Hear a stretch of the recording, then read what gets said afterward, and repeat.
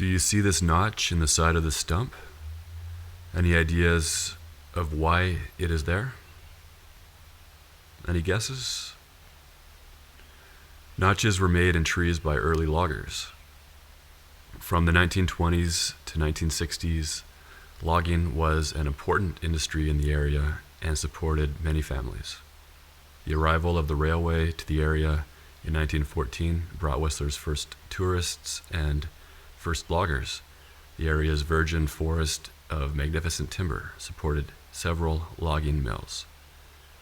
The notch on this cedar stump tells us that the tree was cut down by hand. This happened in the early days of logging before machinery was available in this relatively remote area. A notch held a springboard that a logger stood on. By getting higher off the ground where the tree wasn't as wide, tree cutting was done faster. Even still, it might have taken more than a day of hard work to cut down a single tree. Very different from today. The majority of valley bottom trees have been logged in the last 80 years, so most of valley bottom trees are no older than 80 years. Those big trees we just passed are the largest and biggest you'll find in the Lost Lake Park area. Trees that haven't been logged are over 300 years old, up to 1,200 years.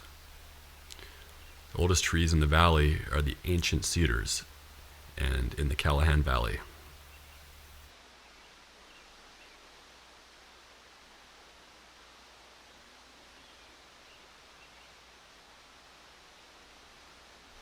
Can anybody guess what kind of a tree this is?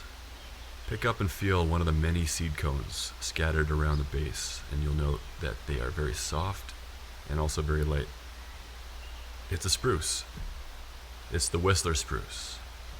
Here in Whistler, we are very fortunate to be in a transition zone where continental and coastal species overlap.